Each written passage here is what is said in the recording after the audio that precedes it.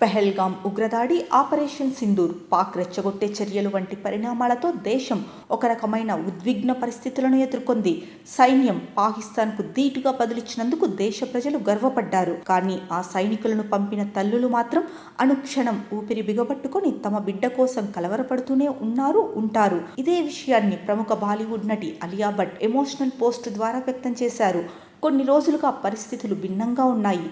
నిశ్శబ్దమే వినిపించింది. అంతా ఆందోళన. ప్రతి మాట, వార్త వెనుక ఒక రకమైన టెన్షన్. ఆదివారం మనమంతా మదర్స్ డేను సంతోషంగా చేసుకున్నాం. ఆలింగనాలు ఇచ్చి పుచ్చుకున్నాం. దేశ రక్షణ కోసం హీరోలను పెంచిన తల్లుల గురించి ఆలోచించకుండా ఉండలేకపోయా. వారిది అంతులేని త్యాగం. ప్రతి సైనికుడి యూనిఫామ్ వెనక నిద్రలేని రాత్రులు గడిపే అతడి తల్లి ఉంటుంది. తన బిడ్డకు ఏ రాత్రి జోలపాటలా ఉండదని ఆ తల్లికి తెలుసు. అనిశ్చితి, ఒత్తిడితో కూడిన ఆ నిశ్శబ్దం ఏ క్షణం బద్దలు కావచ్చు. కానీ ప్రతి రాత్రి ఉద్రిక్తతలు లేని ప్రశాంతతను కోరుకుంటున్నాం. ఆ తల్లిదండ్రుల ధైర్యం ఈ దేశాన్ని ఎంతగానో కదిలిస్తోంది. పంటి బిగువున బాధను నొక్కి పెట్టిన వారికి ప్రతి క్షణం అండగా ఉంటాం. మా రక్షకుల కోసం, ఈ దేశం కోసం కలిసి నిలబడతాం. జై హింద్ అంటూ సుదీర్ఘ పోస్టు పెట్టారు అలియా భట్. గత నెల 22న పెహల్గాం ఉగ్రదాడిలో 26 మంది పౌరులు మృతి చెందిన విషయం తెలిసిందే. అందుకు ప్రతీకారంగా భారత ఆర్మీ ఆపరేషన్ సింధూర్ పేరిట మెరుపు దాడులకు దిగింది. ఉగ్ర స్థావరాలను ధ్వంసం చేసింది. కానీ పాక్ మాత్రం రెచ్చగొట్టే చర్యలకు ప్రయత్నిస్తూనే ఉంది. నేరుగా ఎదుర్కోలేక అసత్య ప్రచారానికి పాల్పడింది. కానీ వాటన్నింటికీ మన సైన్యం ఎంతో ధీటుగా బదులిచ్చింది.